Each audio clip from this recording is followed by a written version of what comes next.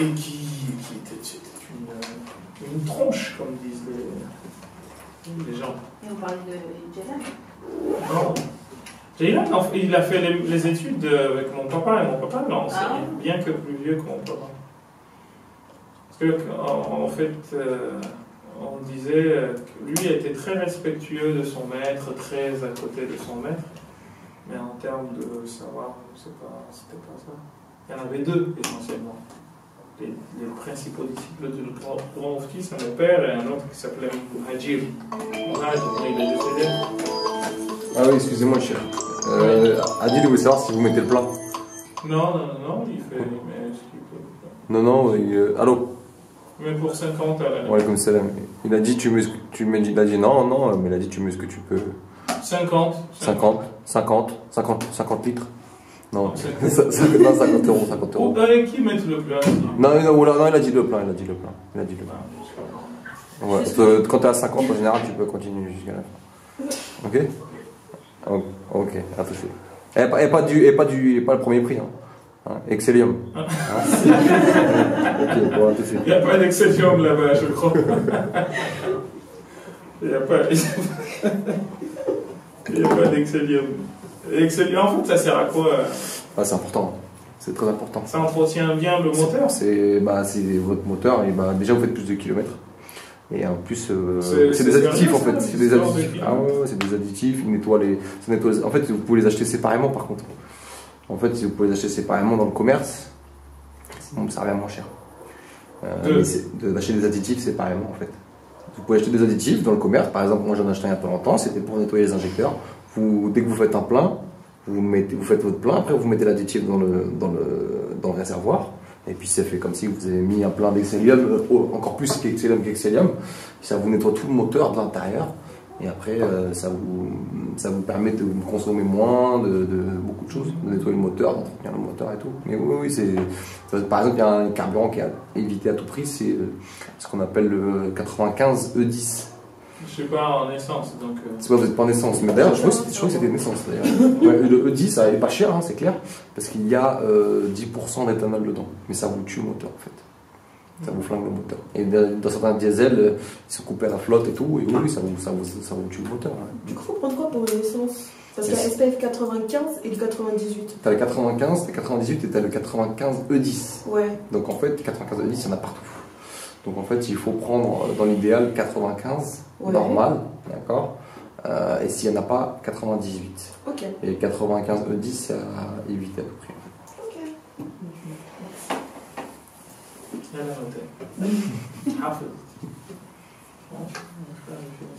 Ça va, non, c'est bon. T'es sérieux?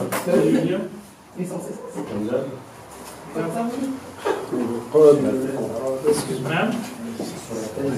C'est ta première année, tu m'as dit. Tu finis la deuxième? Moi, je me mets Et t'as commencé à la réviser ou pas? T'as déjà le plan et tout? Ouais, j'ai le plan. Tu fais la vidéo? Je sais pas, il y en a qui servent depuis tout à l'heure, je sais pas si c'est le terme. Mais en fait, c'est un auteur appelle à l'autre, un appelle à l'autre. Mais il y a une chose à ne pas faire, c'est de lire et de ne pas faire la photolecture aussitôt. Ouais. Ça, c'est compliqué. Ouais, c'est ce que je fais en fait quand je lis. Tu prends les. Sur Word, il y a un truc, c'est Nico qui me l'avait montré, pour mettre la bibliographie, etc. C'est très intéressant. Moi j'ai Evernote, c'est sur Mac. Evernote, en fait, c'est un truc que tu rappelles, ça s'ouvre rapidement, et en fait, j'ouvre une page et je marque les pages qui m'intéressent avec les passages. Je réécris les passages. Ouais, bah ouais. Donc, comme ça, quand tu veux, tu fuses dedans et je remets dans le. C'est pas que sur Mac. C'est pas que sur Mac, je tiens à préciser quand même. C'est sur les mobiles aussi, c'est Non, il est anti-Mac. Lui, c'est un anti-Mac. Je tenais à le préciser. C'est un anti-Apple. Il disait entre Mercedes et Peugeot, moi je t'avais Peugeot. Ah. Non, ça c'est. Moi aussi j'étais. Je préfère 50 Peugeot que une Mercedes par contre. À 50 Peugeot, oui. Une Mercedes qui a un moteur de Peugeot.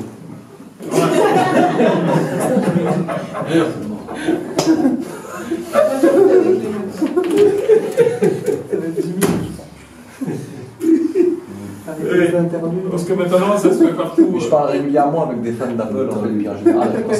En fait, à la fin des discussions en général, ils disent ah, tu me conseilles de prendre. Moi, je suis à bord de Ken. Tous les fous d'Apple. 2-3 ans, et j'ai oublié ce que j'étais. Tous les fous d'Apple, je les déradicalise. T'as toujours la petite roulette pour la souris ou pas sur le clavier? La roulette? La roulette. Non, je sais pas ce que Ça, c'est. c'est sur le Bon, sur le trackpad, c'est avec les 5 mots. Ah oui, c'est vrai que c'est mieux de faire contrôle-pomme, alt, machin, quand tu navigues entre les fenêtres. Moi, je sais pas. Ou quand t'as plus de place, ou quand t'as plus de place, tu lances lances je peux vous en faire DMG. le livre, mademoiselle? De nouveau? Ah non. Qu'est-ce que tu l'as pas? Ah, ok. Bon, alors je vais prendre celui de quelqu'un. Le vôtre. D'ailleurs, il faut en profiter pour corriger parce que votre version est bourrée de fautes. Merci. Alors, on en était ouf. بسم الله الرحمن الرحيم. يقول المؤلف رحمه الله ونفعنا الله بعلومه في الدارين آمين. وأما الأسماء الخمسة فهي هذه الألفاظ المحصورة التي عدها المؤلف. C'est bon, vous y êtes? Nasruddin, tu es? Alors on a fini de parler de Jam'u al-Mudhakkar al-Salimi avec tout ce que le terme contient comme référence et les différentes variations morphosyntaxiques qui s'opèrent.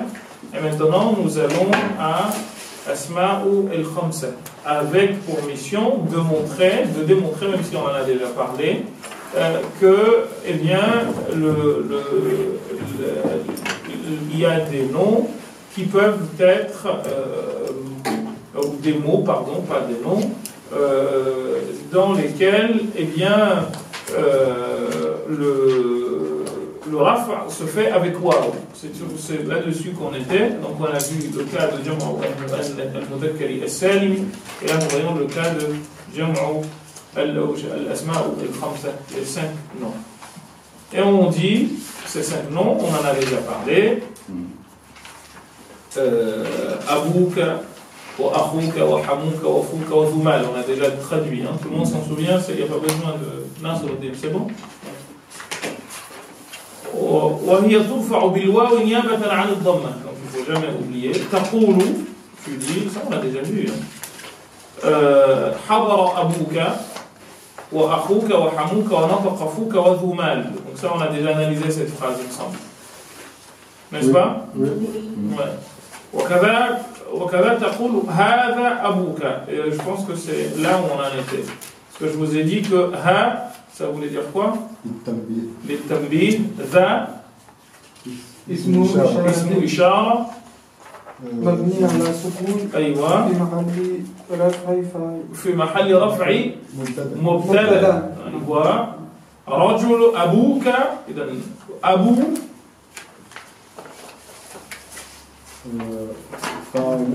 non, فاعل alors qu'il n'y a pas de verbe. مرفوع إيش? Abou, c'est quoi la fonction de Abou? Nous avons dit Mubtada, ce qui suit Mubtada, c'est quoi? Khabar. Quand vous avez un sujet, quand vous avez dans une phrase nominale, vous avez un Mubtada, forcément ce qui suit c'est un Khabar. On est bien d'accord? Idhan, Abou, Khabar Mubtada et quoi? Khabar Mubtada et Marfou'. الواو نيابة عن الضمة لأنه من الأسماء الخمسة. لأنه من الأسماء الخمسة. Tu as compris Nasruddin? Ou les filles? C'est bon? أيوة. Ensuite, oui, c'est la raison. وهو مضاف. أيوة. Miloud, c'est bon? Oui, c'est bon. Ok. Nico? Non, c'est pour vous, mais vous embêtez pas pour moi, je suis en train d'encore ouvrir mes outils, donc ok. Vous embêtez pas. نعم. والكاف؟ ضمير متصل مبني على الفتح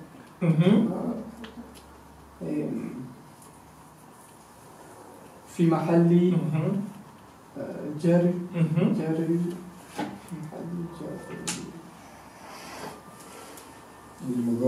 بالمضاف إليه.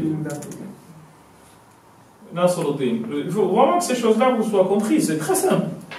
La logique, c'est quoi? C'est que vous dites les choses en arabe, mais en fait, ça veut dire quoi? Ça veut dire en gros que nous avons un cas qui est là, qui est à la place d'un nom, qui d'habitude prend kasra. Et ce nom-là, c'est le complément du nom. Le complément du nom, on l'appelle mudaf ilay. Et il se trouve qu'en arabe, le complément du nom, comme nous l'avons vu, prend obligatoirement kasra, si bien entendu, si le complément du nom, si le complément du nom est un nom variable. C'est tout aussi bête. Donc, là, nous avons K, qui est un pronom affixal.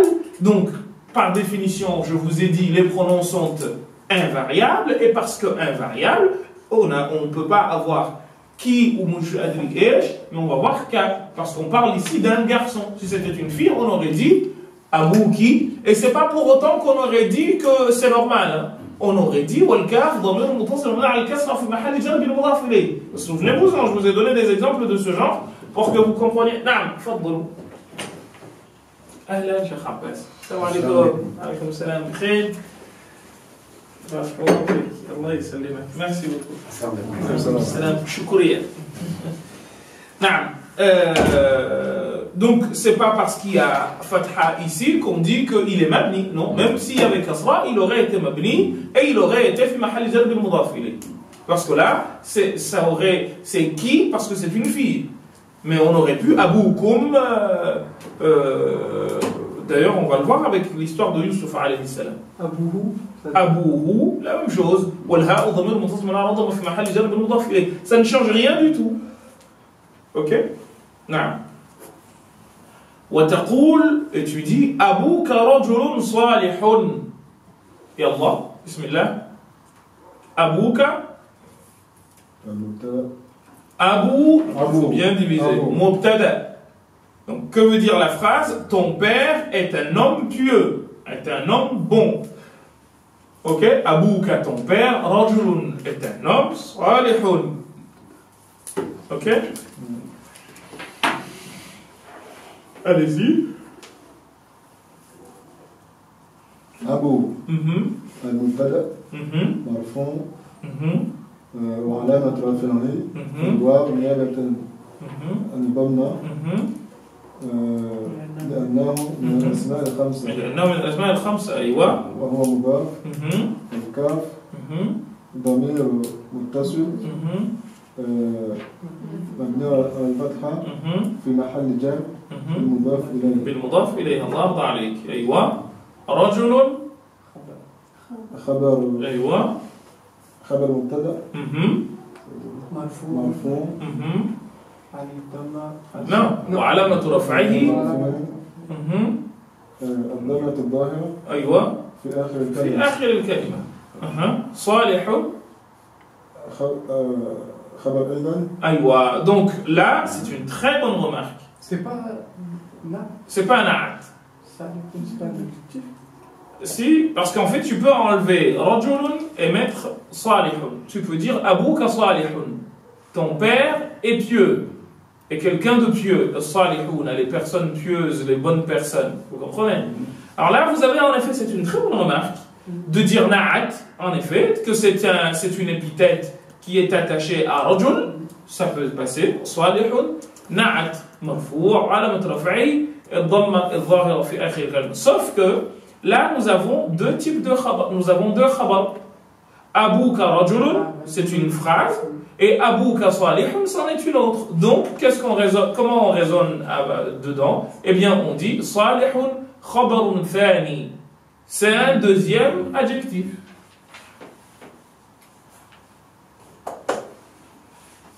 Vous avez compris ou pas? Moi, j'ai pas compris pourquoi. Eh bien, parce que en français, pour distinguer les deux, qu'est-ce qu'on aurait fait? On aurait rajouté une conjonction de coordination. On aurait mis et. Mais si on avait dit Abouka rajulun wa salihun, ça n'aurait pas de sens. Vous comprenez? Ouais, justement, en fait, c'est par défaut qu'on dit qu'il y a deux khabr. C'est par défaut, mais la première analyse n'est pas idiote. En disant que Salihun, c'est l'épithète de Rajul. Mais c'est glottocentré. C'est glottocentré. Non, même pas. Ça aurait pu exister. Bien sûr. Alors, comment on sait que c'est pas cette construction? Comment on sait que c'est un deuxième khabar? Comment on sait où si c'était. Alors, c'est une très bonne question. Si on avait dit, par exemple, Abouka maridun salihun, ça n'aurait pas passé.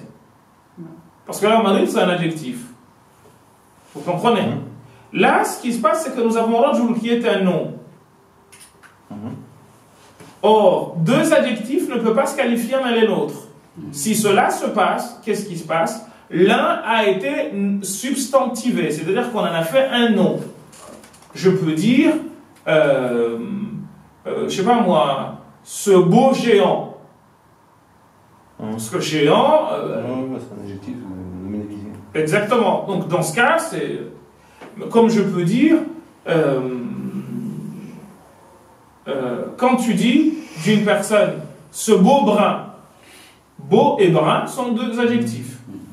Gentil, prude. Voilà, exactement. Donc qu'est-ce qui se passe? Là, on a substantivé un des deux adjectifs pour que l'adjectif qui le suit, eh bien, soit l'attribut ou l'épithète.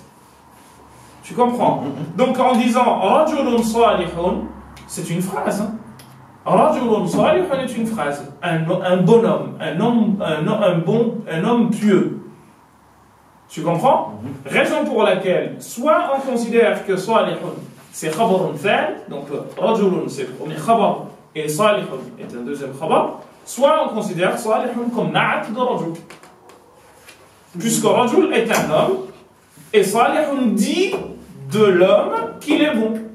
Oui, mais donc pourquoi là on choisit ces... Non mais je vous ai dit, les deux sont bonnes. Les deux sont bonnes. Oui. Okay.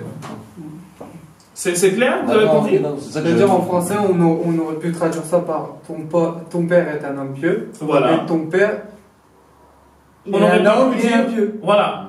Ça se dit pas. Parce que ce serait une répétition inutile. C'est une question derrière en fait, mais là la distinction c'est qu'il y aura une question derrière. Bah, exactement. Parce que ton père est une femme, ton père est un homme, voilà, parce que c'est ton père, mais ça répète autre chose. Mais disons que déjà de dire ton père est un homme pieux, en gros, là nous avons une association homme et pieux. C'est-à-dire quoi? C'est-à-dire que homme et pieux forment un élément qui, si vous voulez, est indissociable. Un groupe qui est indissociable. Vous comprenez ce que je veux dire ou pas? C'est-à-dire que obligatoirement, Salihun doit définir l'homme. Autrement, dire Abouka Rajulun, c'est la palissade, c'est une répétition oiseuse et prêchi-prêcha. Vous comprenez? C'est comme si je te disais, ce garçon, je sais pas moi, Nicolas est un garçon gentil. Ben, on sait très bien que Nicolas est un garçon. Donc ça aurait pu être tuteur, par exemple. Ton tuteur est un homme, là ça aurait pu... Oui, mais dans ce cas on dit tutrice. Ouais. Les langues sont alignées, c'est pas... Et donc, pour construire des phrases pareilles, il y a ce qu'on appelle en linguistique en logique, des phrases impossibles, bien que grammaticalement justes. Grammaticalement, ça doit tu parles de grammatisation, j'ai des phrases du style, c'est Russell qui a proposé cela, des idées vertes dorment silencieusement ou merveilleusement, je ne me rappelle plus l'adjectif qu'il avait utilisé. Ben, en fait, à moins de se situer dans un monde de contes de faits, une idée, ça ne dort pas. Et c'est pas vert. Et elle n'est pas verte. Vous comprenez? Donc là, nous avons une phrase qui est grammaticalement juste et sémantiquement inacceptable. Métaphoriquement, ça peut Bah oui, mais c'est pour ça que je te dis qu'à moins de se retrouver dans le monde d'Alice et Merveille. Si on peut parler des verts, de l'écologie, par exemple. Là, on est ailleurs. Une autre phrase qui passerait pas. Quelques éléphants On détrompe. ont des trompes. Ça, je vous l'ai déjà dit, je crois. Non? Ont des trompes. Certains hommes ont des têtes. Certains hommes ont des têtes. Ces phrases-là, du point de vue de la logique, ne peuvent pas être dites. Tu ne les diras jamais et personne ne les dira. Bien qu'elles soient là. Ce qui veut dire que c'est là la difficulté de faire parler une machine à la place de l'homme. Parce qu'on peut mettre dans une machine, on peut programmer une machine dans le cadre de ce qu'on appelle TAL, traitement automatique des langues, pour justement pouvoir faire apprendre aux gens les langues comme on fait avec l'anglais. Cela étant, il y a des limites. Parce que ça, l'ordinateur, il acceptera. Mais c'est toi qui n'acceptes pas. Pourquoi? Eh bien, parce que là, on va mettre ça dans un truc logique. L'ordinateur, la phrase, tu lui traces le chemin, l'ordinateur suit. Vous comprenez ce que je veux dire? Mais c'est toi qui vas refuser. La phrase, elle passe pas. Et ça va même plus loin. Il y a des phrases qui ne passent pas culturellement. Ça veut dire quoi? Si vous dites en français, si dans le désert, tu dis « Tu m'as fait chaud au cœur », je vous l'ai déjà dit, je crois. Dans le désert, c'est une catastrophe. Donc culturellement, tu ne peux pas dire à quelqu'un qui vit à Dubaï, à 60 degrés à l'ombre, que tu lui as fait chaud au cœur. Ou qu'il t'a fait chaud au cœur. Si tu lui dis cela, la personne va se sentir mal. Exactement comme en français, je ne peux pas dire « tu m'as fait froid au cœur ».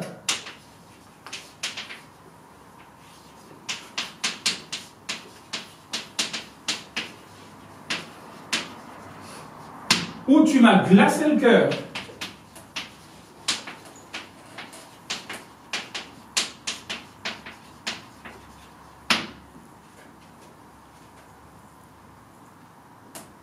Vous savez pourquoi? Voilà. Il fait froid ici, il fait chaud là-bas. Parce qu'il fait froid ici et il fait chaud là-bas. Si je dis à quelqu'un qui m'a glacé le cœur, c'est pas pour lui dire qu'il m'a fait plaisir. Et d'ailleurs, l'expression dit « ça fait froid dans le dos ». Pourquoi? Parce que chez nous, quelque chose de froid, d'ailleurs on dit du mort qu'il est froid. Donc le froid représente chez nous quelque chose de pas bien. Mais dans le désert, c'est au contraire quelque chose de bien. Donc il y a même des phrases qui, sur le plan culturel, sont exclues, excite, qu'on ne peut pas dire. Selon, bien entendu, l'environnement et les réalités qui sont les siennes. Et il y a des expressions comme ça, je monte en haut, je descends en bas, que les gens utilisent à tort et à travers, mais qui sont, elles, remplies de répétitions oiseuses et inutiles. Mais de dire les choses de cette manière, Abu Karajul Salih, ça se dit parce que, justement, il y a l'expression, l'idiome populaire qui est qu'on dit d'un homme, c'est un homme pieux. Un homme pieux. C'est devenu une expression. Donc, comme c'est devenu une expression, de dire d'un homme qu'il est pieux, de dire que le père est un homme pieux, eh bien, c'est un homme pieux. C'est un groupe de mots qui ne... Mais même sémantiquement, de toute façon, il y a aussi des sens populaires. On dit, lui, c'est un homme. Voilà. Oui, mais ça, c'est autre chose. Là, c'est autre chose. Là, on renvoie à la virilité. C'est ça. Oui. Mais je sais pas si ça se dit en arabe. Oui. Le père, c'est un homme. D'ailleurs, on dit d'une femme qui se comporte comme un homme que c'est une rajula. On dit d'un... voilà. Une femme. Voilà. Non, justement, parce qu'en français, un homme laid, pour dire d'un homme qu'il n'est pas entièrement homme, et une femme dire d'elle que c'est un garçon manqué, c'est péjoratif. C'est l'inverse. Parce que une femmelette pour un homme. Une femmelette pour un homme, exactement. Alors, dire c'est une qualité. On a dit de Aïcha qu'elle était petite femme. Non, Rajoula. Ah, Rajoula. Ouais, c'était un homme. Un bonhomme, voilà, pas un homme, mais un bonhomme. Ah, comment on dit les choses? Comme dirait mon fils, bonhomme, un bonhomme de neige. Naam. Wa qala Allah Ta'ala, et Dieu dit au sujet de Shu'aib, lorsque ces deux filles ont parlé, wa abuna shaykhun kabir. Donc, wa abuna shaykhun kabir. Donc, qu'est-ce que vous dites? Wa.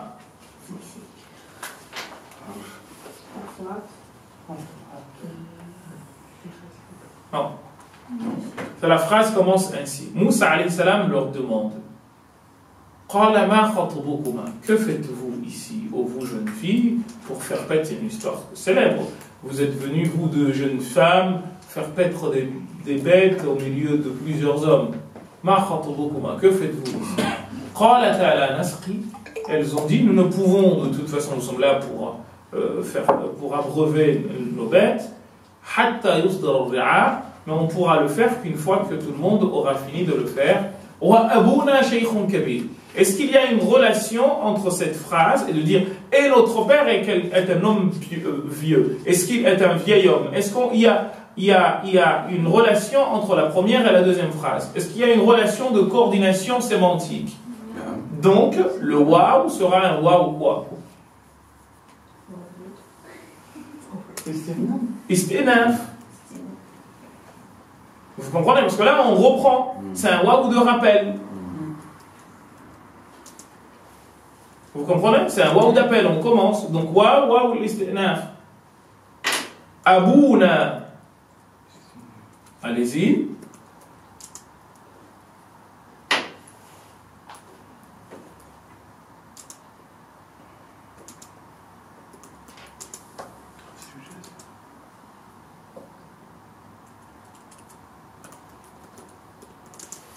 Abouna, oui, allez-y. Abou, oui, lancez-vous, les filles. Vous tous, autant que vous êtes. Abou. Mubtada, très bien.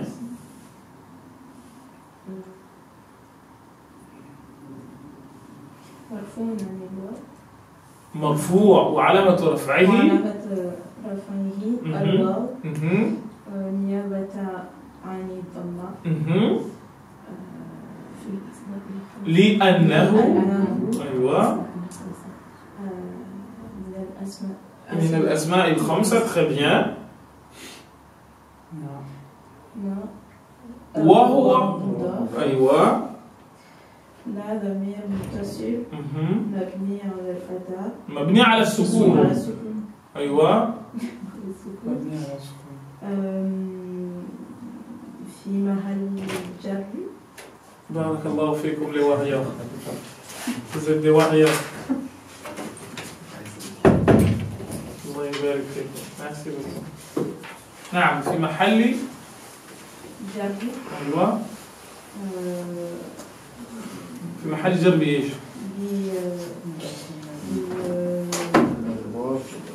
بالمضاف إليه. Très bien. À chaque fois que vous aurez bout comme ça, dites-vous qu'il y a forcément, parce que vous allez voir ce qui se passe. C'est que quand vous l'utilisez ab comme ça, vous voulez dire un père est venu, il n'y aura pas de waouh. Ce sera déjà abun. J'ai vu un frère. Il n'y aura pas de. Non. Ja'a abun wa marartu bi abin wa ra'aytu aban.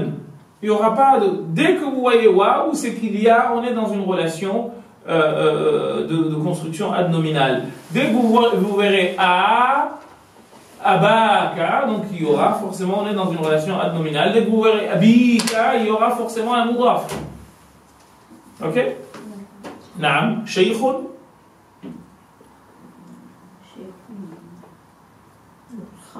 Khabar, oui. مرفوع وعلامة رفعه الضمة ظاهرة في آخر الكلمة. في آخر الكلمة, très bien. كبير نعم. مرفوع بضمة وعلامة رفعه وعلامة رفعه الواو ظاهرة. أي واو ظاهرة؟ الضمة ظاهرة في آخر الكلمة. Très bien. وأبونا شيخ كبير. من حيث أمرهم أبوهم. Allez-y. من c'est pas حرف جر. حرف جر, très bien.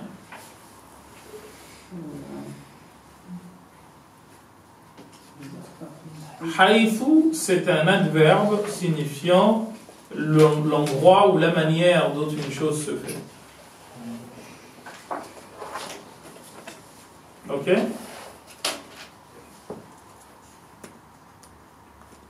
Donc, حيث, ça va être quoi? Un nom, un verbe ou une particule? Un nom? Ben non. Est-ce que si c'était un nom, on aurait eu dhamma?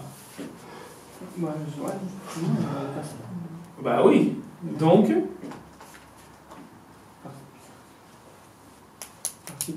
ben oui. Donc, quand c'est un adverbe, on dit que c'est un zarf. Donc là, c'est zarf zaman, zarf makan, un lieu, une particule de lieu. Min haythu amarahum abuhum. Comme leur père, à partir de l'endroit où leur père leur a indiqué, ou la manière dont leur père leur a indiqué. C'est un var, non, var. Va. Ça veut dire c'est un variable. Oui, ben justement. Varfu. Un adverbe. Donc vous avez adverbe de temps, adverbe de lieu, etc. Et là, c'est soit adverbe de lieu, soit adverbe de manière. Allez-y. Donc, haythu.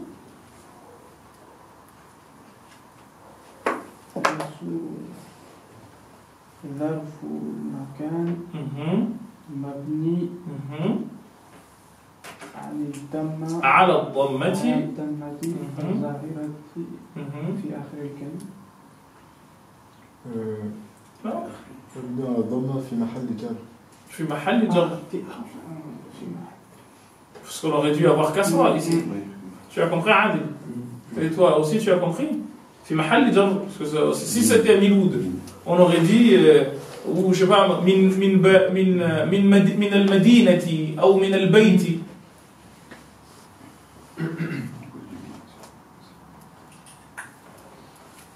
Ok, donc je vous ai dit, ça peut être, on peut même le considérer comme ici, mais on y viendra. Hein. Amara hum. Amara. Attendez, en fait, c'est un truc que j'ai pas compris sur le haïfou. Donc, si j'ai bien compris, normalement, ça impose la Kasra. Mais comme nous avons un élément adverbial invariable, eh bien, ça reste tel quel. Ben oui. Okay. Et donc, il est invariablement construit sur le dhamma, il reste tel quel. Oui, c'est pour ça qu'on a rajouté fi mahal jar. Ben, exactement, parce qu'on aurait dû avoir, à cet endroit-là, il devrait y avoir kasra. D'accord. Amara.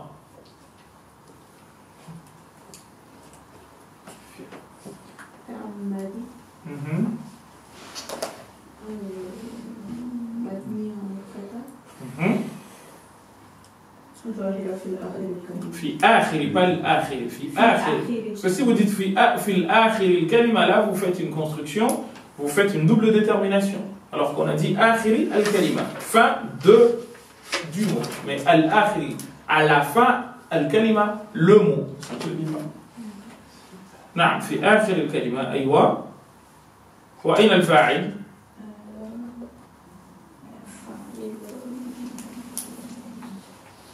Qu'est-ce qu'on dit à ce moment-là? Même si le fa'il arrive, hein, mais là, tel que ça se présente, on dit quoi? وفاعله ضمير مستتر Wujouban ou jawazan? Jawazan. Pourquoi jawazan? Parce que là, il est absent. Non. Enfin, on ne le voit pas. Jawazan, on a dit que c'est si on a le choix de le mettre ou de ne pas le mettre. Wujouban, c'est quand on ne peut pas le mettre. C'est bon pour tout le monde? Nasr Din. J'essaie de suivre. Alors, où est-ce que tu ne suis pas? Non, mais là, c'est juste qu'il faut que j'écoute les autres faire pour que ça. Ok. Non, par rapport à cette histoire de Jawaz et de Wujub, tu as compris? C'est l'absence du sujet. Si tu dis, par exemple, en arabe, Amara Aliyun Walada. Amara, c'est le verbe. Aliyun, c'est le sujet. Waladahu, son fils. Bikada, de faire quelque chose. Donc, qu'est-ce qui se passe? Là, tu dis Amara, c'est fi'l madi, un verbe qui est au passé, mabni, invariablement construit, ala al-fatha al-zahira fi akhir al-kalima. Où est le sujet? Le sujet, il le suit. Aliyun, c'est le sujet. Ok? En revanche, si je dis Amartu waladi, ou Amartu waladaka, qu'est-ce qui se passe? Je ne peux pas avoir Amartu dans cette construction et avoir un sujet. Je ne peux pas être Amartu Aliyun en voulant. Aliyun et tout ne peuvent pas renvoyer à la même personne.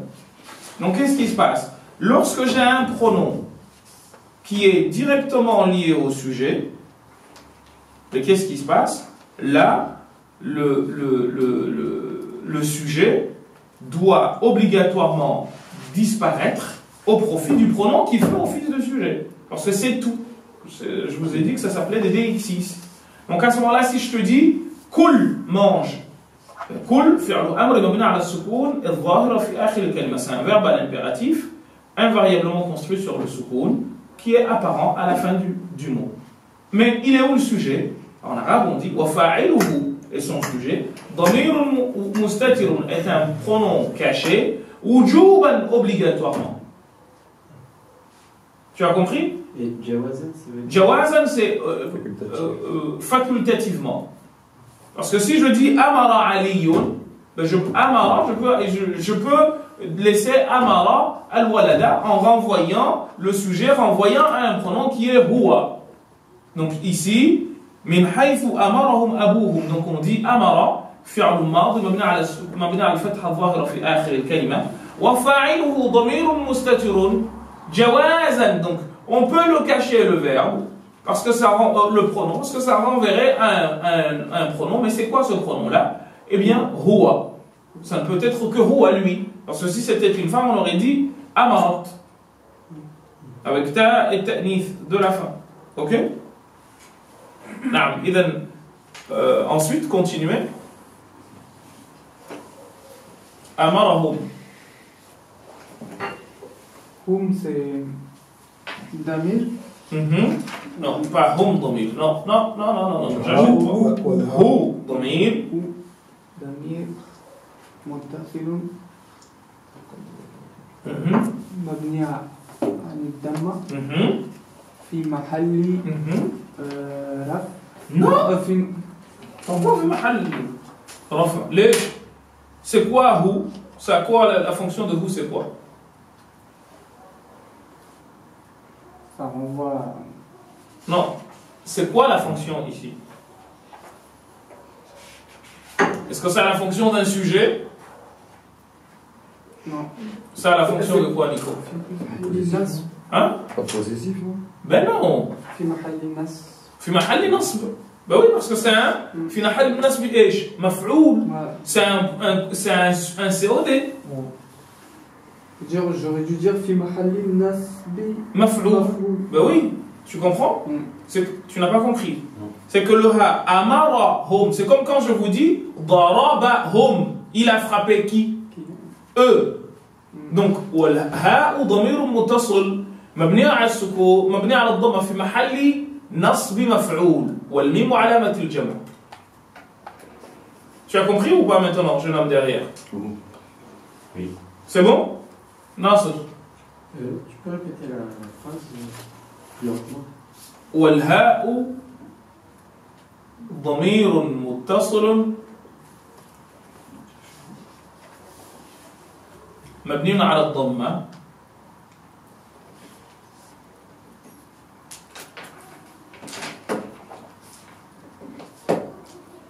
في محل نصب مفعول.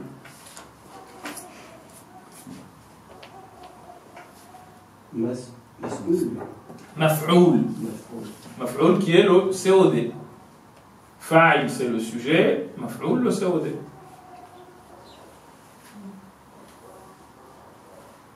Non mais le muttasil c'est pronom.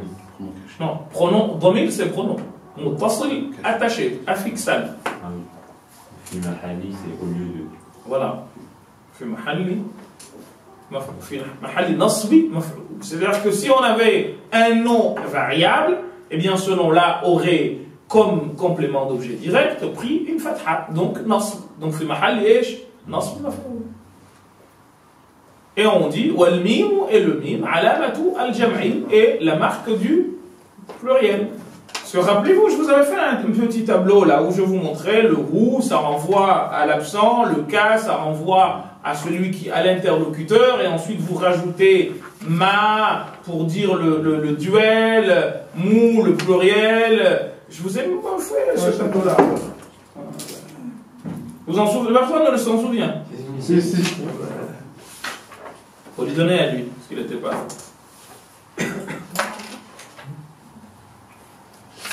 Merci beaucoup, tu étais là. Ça ne doit plus être un secret pour vous, ça. Naam.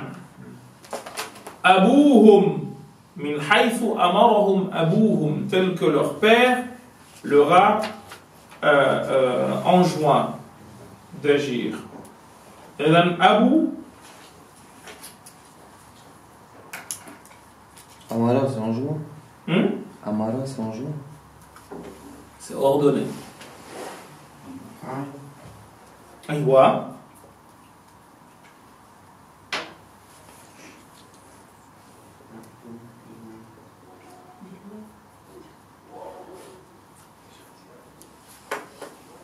Oui, allez, vas-y. Fa'il. Fa'il.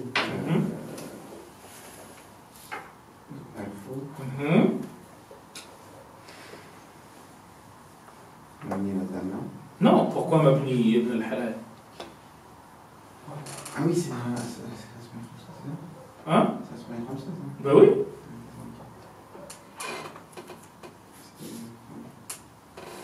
Secourir le soldat Adil. وعلامات رفعه الضم الواو. Allez-y. نيابة عن الضمة. لماذا؟ لأنه من الأسماء الخمسة. خلاص. Je comprends pas en fait la phrase. Tel qu'ils les enjoint eux et leur père en fait, c'est ça? Non, non, non, non. Tel que leur père leur a enjoint. Sauf que là, il y a un élément très intéressant que vous devez connaître dès maintenant et que vous avez dû certainement comprendre. C'est qu'en arabe, comme en français d'ailleurs, je peux dire j'ai mangé la pomme.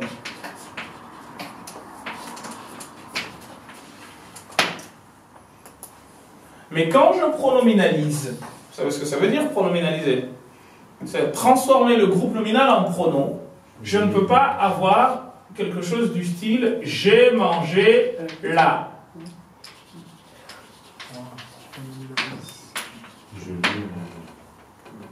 Mais qu'est-ce qui se passe? J'ai un processus qui me fait monter ce pronom ici. Je l'ai mangé. D'où la règle que je vous ai apprise au sujet du participe passé. Vous vous en souvenez? Donc, hop, hop, j'ai le pronom qui monte ici. Ok? Et il y a ici ce qu'on appelle une trace en syntaxe. Ok? Ce qui se passe, c'est la même chose en arabe. J'ai amara. Donc je dis amara. Abou ka an-nasa. Ton père à diriger les gens, par exemple, ou, ok? Et là, j'ai une construction normale, j'ai amara, analysez-moi ça. Amara, fi'l madi, mabni ala al-fatha, al-zahira fi akhir al-kalima. Milou, tu nous suis? Tu nous suis, c'est bon, t'es pas perdu? Abu, فاعل مرفوع أيوة أنواع ضمة لأنه من الأسماء الخمسة أيوة وهو مضاف والكاف ضمير متصل مبني على الفتحة في محل جر أيوة بالمضاف إليه الناس مفعول به منصوب وعلامة نصبه الفتحة Mais l'autre, tu suis? C'est un complément d'objet direct lambda. Vous comprenez? Maintenant, si je pronominalise ça en arabe, on va avoir la même chose en français. On va avoir la même chose qu'en français. C'est-à-dire quoi? Je ne peux pas dire Amara Abouka, parce que ça, c'est des hommes. Donc, ce sera quoi? Hum ou hunna? Hum. Pour dire eux. Ok? Je ne peux pas avoir Amara Abouka Hum. Ça ne passe pas. Exactement comme en français, je ne pouvais pas dire j'ai mangé là, quand j'ai pronominalisé. Mais qu'est-ce qui se passe? Il y a le hum qui se déplace ici, qui s'adjoint directement au verbe. Et de cette manière, je dis Amarahum Abouka. Vous avez compris? Et à partir de là, qu'est-ce qui se passe? Il se passe que ce hum là, c'est un COD. Mais il y a un mot que vous allez apprendre, c'est que dans ce cas-là, en arabe, on parle de ce qu'on appelle maf'oulun muqaddam.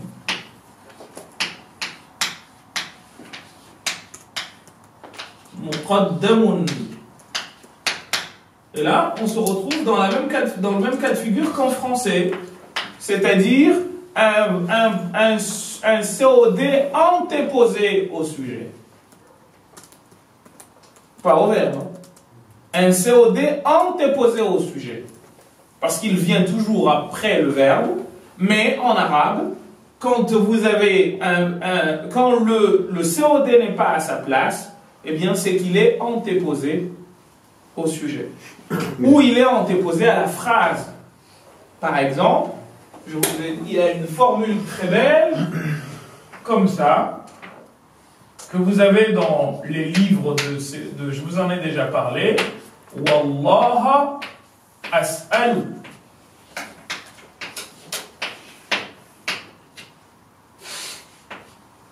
Vous allez vous apercevoir de la beauté de la chose.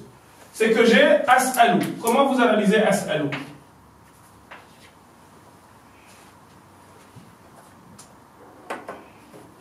Que veut dire as'alu? Je demande. Ok? Telle chose. Qu'est-ce qui se passe? Eh bien, je dis as'alu. Fi'alu? Non, pas fi'alu. Fi'alu, c'est quand vous avez quelque chose ici, on est au mort.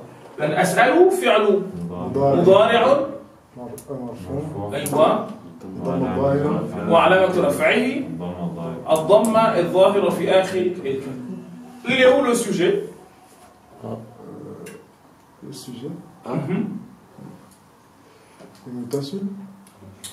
Alif, le non. Si j'avais un bâton, je vous aurais donné. Je vous aurais donné un coup de bâton puisque je vous en ai parlé tout à l'heure. C'est pour ça que j'ai demandé à Nasruddin s'il a compris.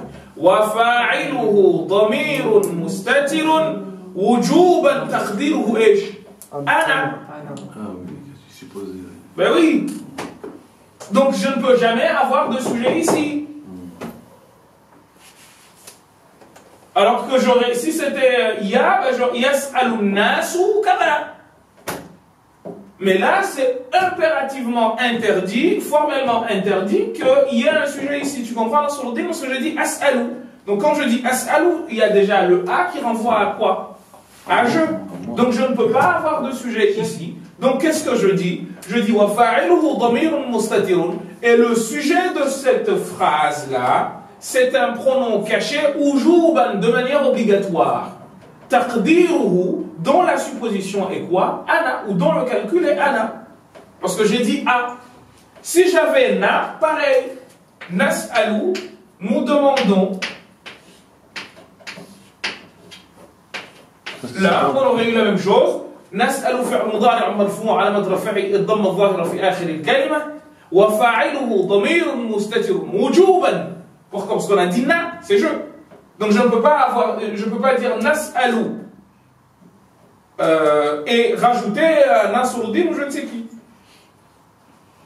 Vous comprenez? Sauf dans un seul cas.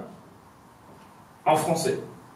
Et d'ailleurs, vous ne pouvez jamais avoir je, tu, nous, etc., suivi d'un verbe non conjugué. Impossible. Sauf dans une situation en français. Je suis sûr que vous ne la connaissez pas alors que vous la connaissez. Sous-signé. Ouais, c'est vrai. Ouais. Je sous-signé. Fulan ibn Fulan. Et là, vous voyez comment les langues sont malignes. Quand vous dites je sous-signé, et là, Mohamed Bazafi.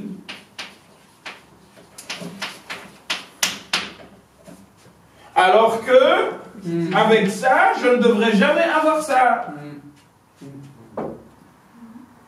Vous avez compris le schmudlik ou pas? Non, tu n'as pas compris, Nico. Si, j'ai compris. Donc, ce qui veut dire que cette situation-là, pareil, nous sous-signez, et vous écrivez la liste de personnes qui vont... vous comprenez? Parce que ça ne marche pas, en principe. Et moi, parce que moi, je croyais que A et le Na, c'était des damir. Non, ça, on les appelle ça alamat, on les a vus, Ibn al-Halal. Alamat mudari'i. Ce sont les signes d'un verbe qui est au présent. On a vu qu'il y en avait combien? 4. Nous avons na, a, ya, et ça baisse. Ça explique beaucoup de choses. Ce qui est intéressant, c'est le sens du verbe qui en fait fait changer la grammaire. Ben oui.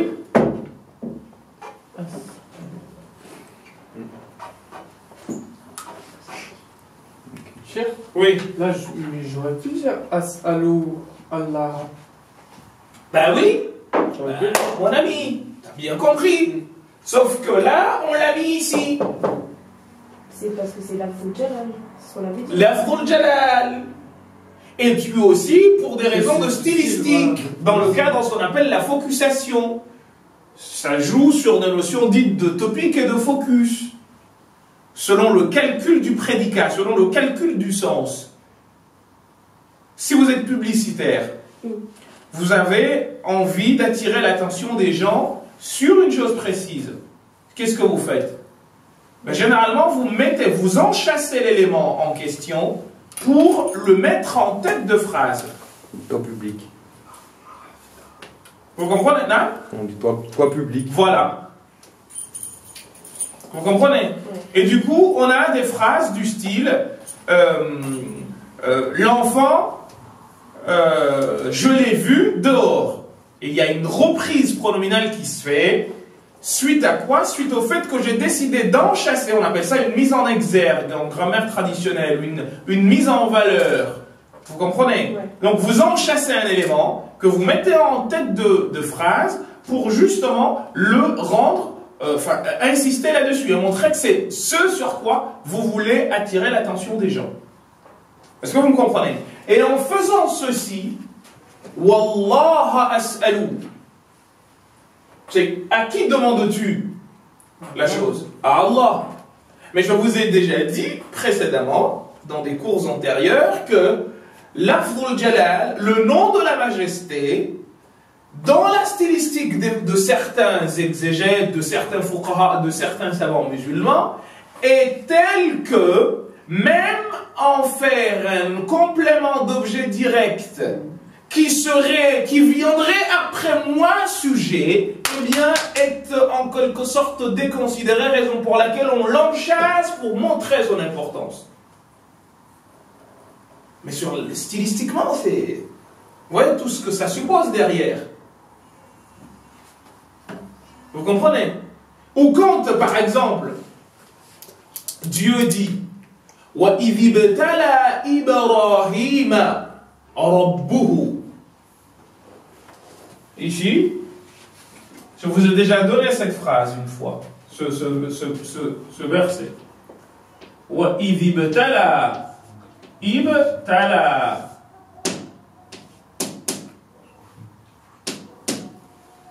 إِبْرَاهِيمَ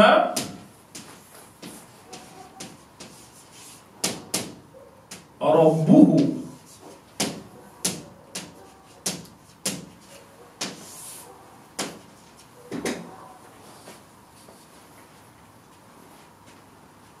Qu'est-ce qui se passe?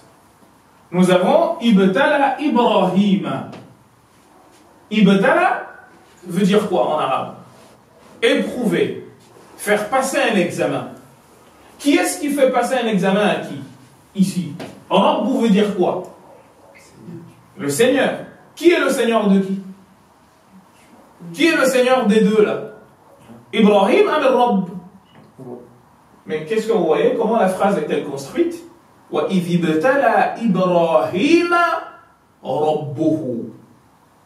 Et si vous aviez dit وَإِذِ ابْتَلَى إِبْرَاهِيمُ رَبَّهُ, cela voudrait dire que c'est Abraham qui aurait éprouvé Dieu. Vous comprenez le biblique ou pas? Mais est-ce qu'on pourrait... Ben là, vous faites une erreur et vous changez de bord, les gars. On pourrait dire oui.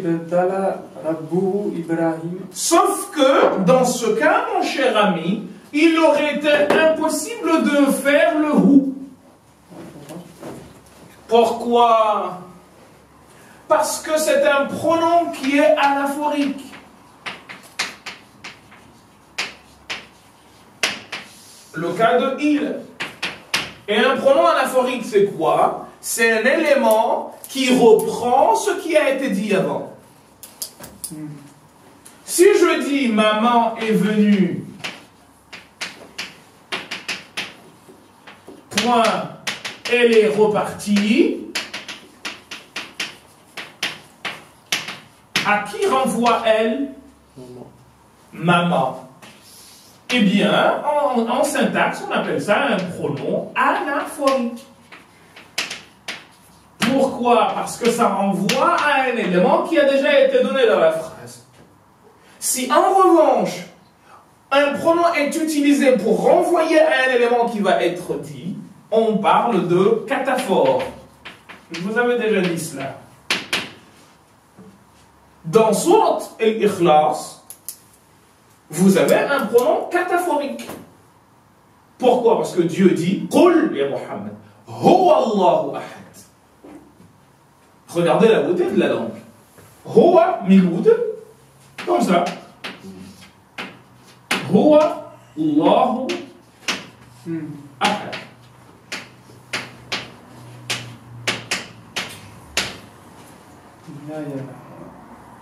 Qu'est-ce qui se passe? Huwa devrait renvoyer normalement à quelqu'un dont on a précédemment parlé. Sauf que là, il renvoie à ce qui va être. Et du coup, on appelle ça en arabe Damiru Sha'ni, un pronom, eh bien, cataphorique, qui annonce ce qui va suivre. Vous comprenez ce que je veux dire? Et l'intérêt ici, c'est quoi? C'est que ce sont des éléments dits présentatifs, des éléments définitoires. Quand vous dites « il y a quelqu'un » ou « c'est », ben là, vous allez... Donc le « c'est » annonce ce qui suit. C'est la différence entre « il y a » et « c'est ». « C'est » annonce ce qui suit. Donc on est dans la cataphore. Le « il y a » renvoie, ben, il y a, donc ici déjà, il y a quelqu'un. Mais les deux sont ce qu'on appelle des présentatifs. Et il y a une chose assez belle, c'est que le c'est en français, il est variable. Facultativement. C'est des hommes, ce sont des hommes. C'est beau. Vous comprenez ou pas? C'est que le c'est là, finalement, eh ben, il s'accorde le verbe.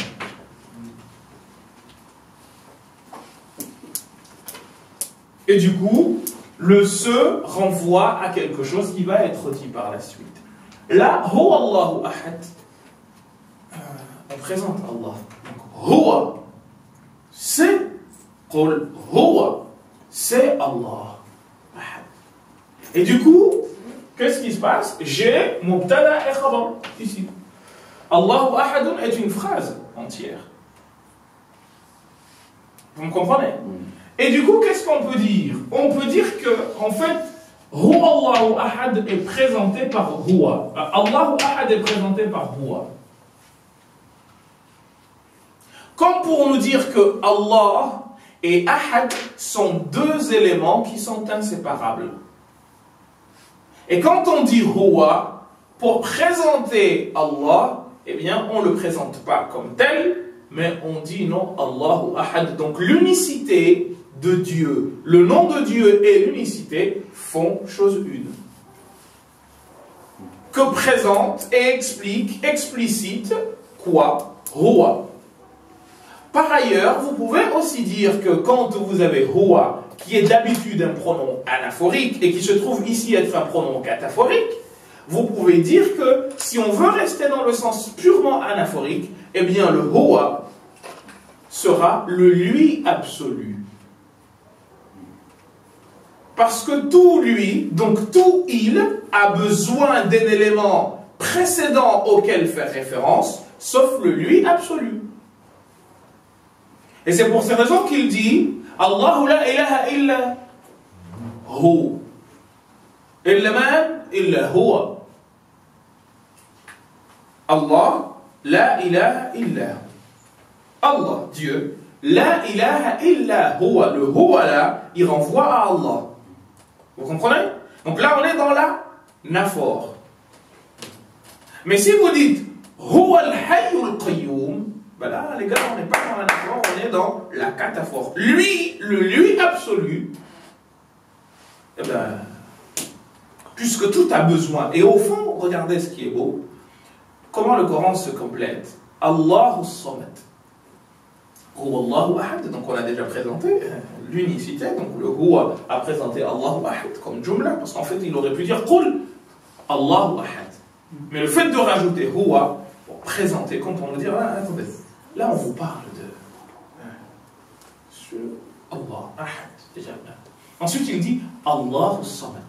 Ce verset interprète le premier, en disant quoi? Qu'il est en effet lui, il y a lui et le reste. Et c'est pour cette raison que la notion de Samadaniya en arabe signifie quoi? Signifie celui à qui toutes les demandes des gens parviennent, mais qui lui n'a besoin de personne. Et là, pour le coup, nous avons l'univers, toutes les créatures d'un côté, et lui d'un autre. Vous comprenez ce que je veux dire ou pas? Allahu Samad. Lui, تفتقر إليه الأشياء comme le dit صاحب الرياض البديعة les choses ont besoin de lui ولا يفتقر إلى شيء mais lui il n'a besoin de rien. Et bien là vous avez le sens de Ahad. Allahu Ahad veut dire qu'il est unique comparé à quoi? Comparé au reste. Donc il y a lui et le reste. Et à partir de là, qu'est-ce qui se passe? Vous ne pouvez le situer ni dans le temps ni dans l'espace. Parce qu'il y a lui et le reste. Le temps et l'espace faisant partie du reste, Dieu ne peut pas être inclus dedans. Autrement, on est dans ce qu'on appelle el-hulul, wahdatul wujud, c'est-à-dire ce que le Hallaj et les autres disaient autrefois. C'est ce qui est marrant quand on entend les gens parler, parce que de fait, ce qui se passe, c'est que ce que nous prétendons lutter et dénoncer chez les gens, eh bien nous le commettons malgré nous. Donc Allah, il n'a pas de lien physique avec Adil. Sinon, il fait chose une, et c'est ce que disait qui? C'est ce que disait Ibn al-Arabi. Et qui lui a valu toutes les critiques. Aujourd'hui, on est en train de dire, il est sur le arsh. Mais cela voudrait dire qu'il a un contact physique avec l'autre partie, alors qu'il est, lui, face au reste. Ça n'a pas de sens, en fait. Et là, on détruit le sens de sabat. Vous allez dire qu'il est dans le contenant du arsh. Ben oui. C'est pour ça qu'on dit aux gens, ne dites pas ça. Ça ne tient pas debout. Mais là, il faut être linguiste, les amis.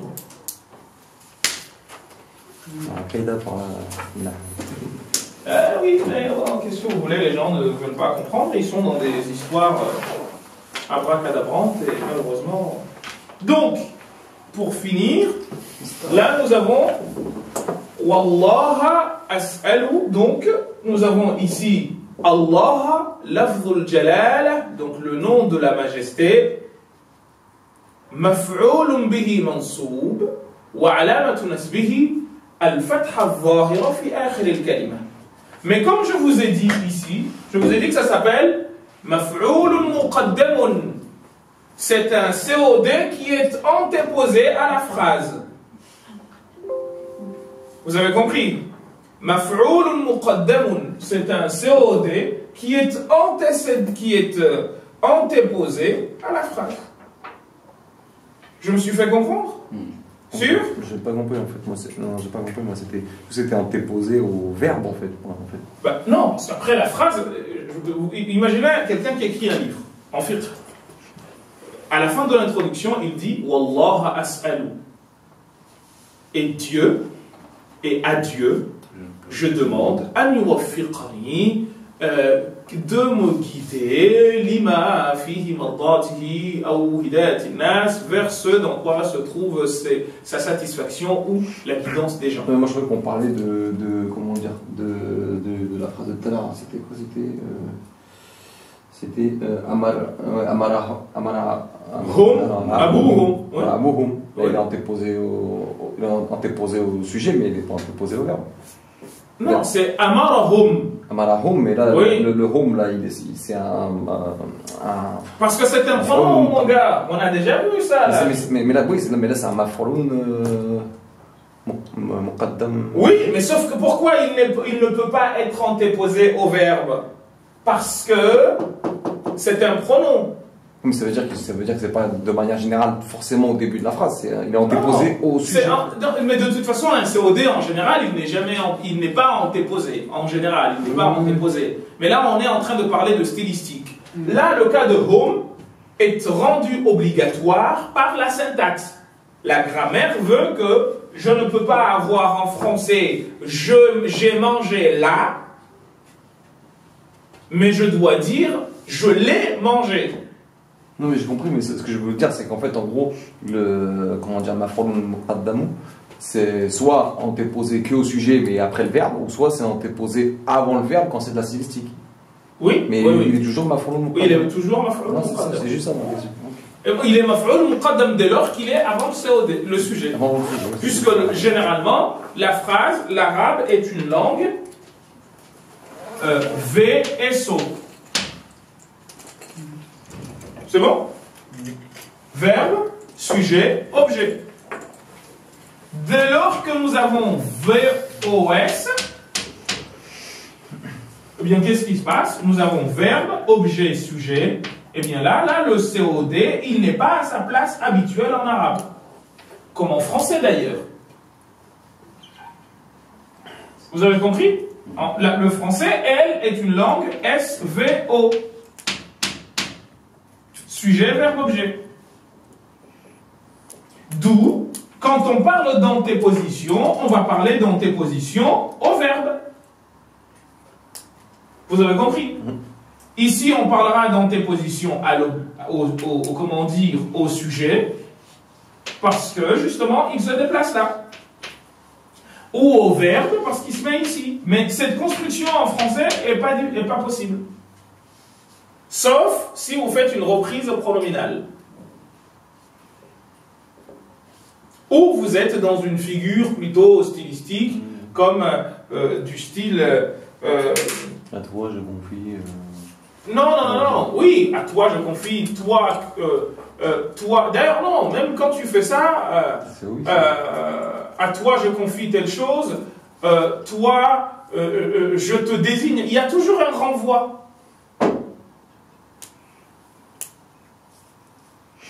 Je peux pas dire, ou sauf si tu dis, ça j'aime. J'aime ça. Cela, j'approuve. Ou quand tu es plutôt dans des constructions du style, ce que montre qui est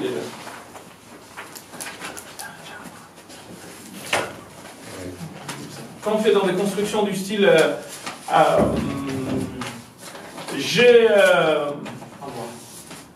je t'aimais infidèle, je t'aimais inconstant, qu'aurais-je fait fidèle? Vous l'avez déjà entendu celle-là? Hein? C'est Molière. Je t'aimais inconstant. C'est je qui est inconstant. Voilà. Ah, je t'aimais inconstant, c'est l'objet qui est inconstant. Exactement. Je t'aimais inconstant. Qu'aurais-je fait fidèle? Qu'aurais-je fait fidèle, moi? Non. Toujours te. Et là, il y a ce qu'on appelle une proposition subordonnée elliptique. Je t'aimais ou je t'ai aimé inconstant, quand tu étais inconstant. Qu'aurais-je fait si tu étais fidèle? Moi, j'aurais plutôt cru que c'était je t'aimais inconstant, c'est-à-dire que je t'aimais quand j'étais inconstant. Qu'aurais-je fait fidèle, c'est-à-dire quand j'aurais-je fait si j'avais été fidèle. Parce que du coup, la deuxième phrase, j'arrive pas à comprendre comment il a pu construire comme ça. Ben si. Qu'aurais-je fait fidèle? Ben oui. Qu'aurais-je fait fidèle? Qu'aurais-je fait si tu étais fidèle? En fait, c'est comme ça que tu peux comprendre la phrase, autrement, elle n'est pas logique. Ta façon à toi de voir les choses n'est pas logique. Pourquoi non? Moi, je trouve que ma façon de voir les choses est plus. Je t'aimais inconstant, ça veut dire à mon époque inconstant. Qu'aurais-je fait fidèle, ça veut dire si j'avais été fidèle, j'aurais pas pu t'aimer, donc qu'aurais-je fait? Ben non, justement. Ben là, ta phrase, elle n'a pas de sens. Ah non, parce que parce que je t'aimais quand j'étais foufou. Et si j'avais été un mec fidèle, et ben, je t'aurais pas aimé. Ça m'aurait saoulé. C'est un contresens, justement. Logiquement, là, on est dans les 26 sentences qu'elle pose. Les fois, on détrompe. Non, là, pour moi, vous êtes là, parce que c'est socialement comme ça, mais il y a des gens, ils ont une vie dissolue et... Oui, mais même si une vie dissolue, si tu dis à quelqu'un « je t'aimais inconstant », inconstant veut dire quelqu'un d'instable. Je t'aimais inconstant. En fait, l'amour ne peut pas, dans ta phrase, avoir de sens. Qu'aurais-je fait fidèle? Oui, c'est ça, c'est la notion d'amour. C'est pour cette raison que je te dis que ça ne peut pas, ta façon à toi de voir les choses ne peut pas être dans cette phrase-là. Je t'aimais inconstant, ok? Donc je t'aimais pendant que j'étais inconstant. Qu'aurais-je fait fidèle? Si j'étais fidèle, j'aurais fait quoi? Je t'aurais pas aimé. Ah oui, mais là, la phrase, elle s'annule. Le problème qui se pose en fait, c'est que l'amour implique la fidélité, non? Non, parce que ça veut dire que moi, en fait, je t'aimais inconstant. Ça veut dire que quand j'étais inconstant, je t'aimais. Mais si j'étais fidèle, je t'aurais pas aimé, j'aurais aimé quelqu'un d'autre. Parce que peut-être la personne, elle renvoie aussi à une inconstance. Alors, je vois, mais bon, on va dans le... Hein? L'inconstant, c'est la personne qui le dit. Oui, mais c'est dans la phrase de l'inconstant, c'est la personne qui le dit. Alors, dans la phrase de Molière, c'est le tu qui est... C'est le tu qui est inconstant. Et c'est pour cette raison que la phrase a du sens. Oui, mais moi, c'est la deuxième partie que je trouve bizarre. Ben je t'aimais inconstant parce qu'il y a un te. Oui. Qu'aurais-je fait si tu étais fidèle? Ouais, si ça avait été que t'aurais-je... S'il y avait l'objet avant, là, j'aurais compris. Mais là, ça me paraît bizarre. Qu'aurais-je fait fidèle? En fait, il renvoie... C'est une virgule après ou c'est... Non. Bon, moi, j'arrive pas à comprendre. Qu'aurais-je fait si tu étais fidèle? Donc, on a là ce qu'on appelle une proposition subordonnée elliptique. Ah oui, je t'ai dit. Voilà. Je connais pas l'ellipse. C'est l'ellipse. Qu'aurais-je fait fidèle? Qu'aurais-je fait si tu étais fidèle? C'est qu'aurais-je fait virgule fidèle ou... Parce que la phrase, selon moi, elle a du sens. Si le inconstant, si je t'aimais inconstant, c'est-à-dire moi si j'étais inconstant, je t'ai aimé moi-même inconstant, qu'aurais-je fait si j'étais fidèle? C'est dans ce sens-là. Oui, parce que moi, je raconte comme ça, mais en fait, c'est la notion de proposition elliptique que moi, personnellement, je ne connais pas, mais ça doit exister en poésie. Je t'ai aimé inconstant, on pourrait comprendre. Je t'ai aimé toi inconstant. Et si on part de ce principe-là, la deuxième phrase, pour moi, elle n'a pas de sens. Mais je t'aimais fidèle. Qu'aurais-je fait fidèle? Oui, qu'aurais-je fait si. Attendez, regardez l'exégèse. Je t'ai aimé alors que tu étais inconstant. Si tu étais fidèle, mais je t'aurais encore plus aimé. Oui, là je comprends, mais la construction de la deuxième phrase me semble pas. Parce qu'il y a la proposition subordonnée elliptique, on la comprendrait, qu'aurais-je fait fidèle? Pour moi, la logique, elle est logique si fidèle s'adresse à moi. Oui, mais sauf que là, c'est pas. Là, on est dans de la littérature. L'inconstant et fidèle, ça renvoie à deux en fait. Oui, les deux. En fait, non, c'est parce que c'est voilà, c'est le style c'est des figures de style personnellement je connais pas beaucoup. C'est tout, en fait. Non, la deuxième interprétation, elle n'est pas légitime. La première, elle n'est pas légitime dans le sens où si je dis je t'aimais inconstant, eh bien en fait cette partie-là est annulée par la seconde dans la mesure où si je dis qu'aurais-je fait fidèle, qu'aurais-je fait si j'étais fidèle, en gros je t'aurais dit bye bye. Non mais le te ça peut être la luxure. Ça peut être la luxure. Je t'aimais inconstant, quand je fais fidèle, je t'aurais pas aimé. Ben justement, c'est pour cette raison que je te dis que si on se situe dans une logique normale, je t'aimais inconstant. Moi je suis inconstant, je t'aime. Malgré mon inconsistant. Parce que c'est comme ça qu'il faut voir les choses. Je t'aimais malgré mon inconstance. Je t'ai aimé. Ou je t'ai aimé alors que j'étais inconstant. Vous comprenez? Non, parce que moi... Non, mais lui ici, il va dans ce sens. Non, c'est pas dans ce sens. Le truc, c'est parce que vous parlez d'une personne. Non, je t'aimais inconstant. Moi, inconstant, je t'aimais. Oui. Qu'aurais-je fait si j'étais fidèle? Non, parce que c'est un reproche que tu fais à quelqu'un. Non, parce que c'est pas forcément quelqu'un, Chir. C'est pas forcément quelqu'un. Moi, j'aime les jeux de hasard. Je parle aux jeux de hasard. C'est la personne qui est. 2 secondes, parce que vous parlez pas tout ça à la fin. Oui. La personne inconstante, c'est la personne qui aime ou c'est la personne qui... C'est la personne aimée. C'est la personne aimée. Je t'aimais toi inconstant. Quand je t'aimais malgré que tu sois inconstant. Attends, Nasruddin, je te fais un reproche. Sinon, la phrase, elle n'a aucun sens. Je viens, je te dis, je t'appréciais alors que vagabond. Qu'aurais-je fait droit? Tu peux pas me dire que là, je parle, le vagabond c'est moi et droit c'est moi. Parce que je suis en train de te faire un reproche. Je t'aimais vagabond. Oui, je t'aimais alors que tu étais vagabond. Je t'aimais pauvre, je t'aimais vagabond. Le vagabond s'intéressait, si je disais je t'aimais vagabond, moi vagabond. Est-ce que ça aurait du sens ou pas la phrase? Si la suite n'est pas celle-là, oui. Qu'aurais-je fait droit en fait. Qu'aurais-je fait moi droit. Pour moi, ce qui est important, c'est véritablement la logique exactement. Qui unit les deux choses. Oui. Pour moi, en fait, ce que vous dites, enfin, ce que Nicolas en tout cas défend, c'est illogique. Pour moi, il y a non, pas non, parce que si tu parles à une personne. Mais moi, je t'aimais inconstant, mais je peux très bien parler à autre chose qu'une femme ou à un homme. Oui, mais je peux parler à mon vice. Mon vice, je parle à mon vice. Je suis dans la personnification de mon vice. Je t'aimais, mon vice, la luxure. Je t'aimais inconstant, le vin, je t'aimais inconstant. Qu'aurais-je fait fidèle? Ouais. Fidèle, ça voudrait dire quoi, fidèle? Moi, si comme fidèle, si je suis quelqu'un fidèle à mais là, ce que tu fais, c'est quoi? Là, on est dans des notions que Gustave Guillaume, dans les années 20, a abordées en des termes dits d'incidence et de portée. Sur quoi porterait le inconstant? Ça porterait pas sur moi, mais sur la façon d'aimer. Et c'est là où la phrase, elle n'est pas correcte. Alors que là, on parle de la personne. Inconstant, ça ne porte pas sur la façon d'aimer, mais ça porte sur la personne aimée.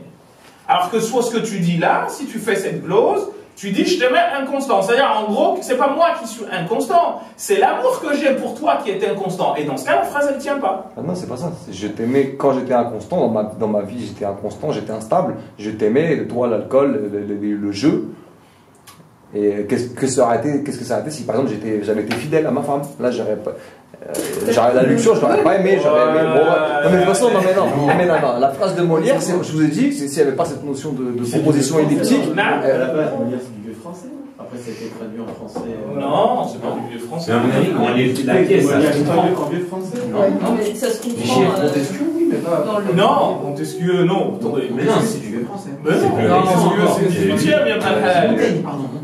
Ben oui, Montaigne, oui. Non, même pas. Oui, si on veut, parce que le vieux français, c'est là, on est au 15e siècle, mais là, on est au 17e, Molière. Molière, c'est l'histoire français. Ben oui, c'est français du 17e, 18e. C'est linguistique. Quand tu lis ces pièces, c'est Ça a vérifié parce que j'ai vu des textes de Molière en vieux français. Non, c'est pas en vieux français. Le vieux français, on parle de vieux français. Oui, non, pas. Ben non. Chrétien 3, c'est. Moi, je peux décrire en François si tu veux, mais c'est pas dans ce sens-là. Ce qu'on appelle vieux français, là, on est à partir du 15e en descendant vers le 14e, etc. C'est ce qu'on appelle, justement, à partir de ce qu'on appelle la chanson de Roland. La chanson de Roland, Roland de Citium, là, on est au Xe siècle, avec la période carolingienne, entre la guerre avec les Sarrasins, il y en a un qui meurt et qui écrit justement ce qu'on appelle la chanson de Roland. Et ensuite, vous avez les textes le serment dit de Strasbourg avec les enfants de Charlemagne, la période carolingienne, justement Charles le Pieux et Louis le Chauve. Et ensuite, vous avez un texte qui date d'à peu près du 13e, 14e, d'un monsieur qui s'appelait François Fion, excusez-moi l'expression, qui était, lui, il écrivait justement ce qu'on appelle la chanson de geste, avec des choses qui allaient dans ce sens. Là, on est dans ce qu'on appelle vieux français. Mais à partir de la défense et illustration de langue française de 1548, rédigée par Joachim du Bellay, on est à... Et d'ailleurs, il y a eu un débat assez houleux entre les poètes de la Pléiade et Malherbe, qui lui était un anti-rénovation. Il voulait que nous soyons justement dans le classicisme. Il y a eu des débats assez intenses là-dessus par rapport à la façon de présenter la poésie, etc. Là, oui, on peut, à partir de là, non, vieux français, non, là, c'est pas... On est un français du 17e, 18e, si vous voulez. Rodé. Non ? Un français rodé.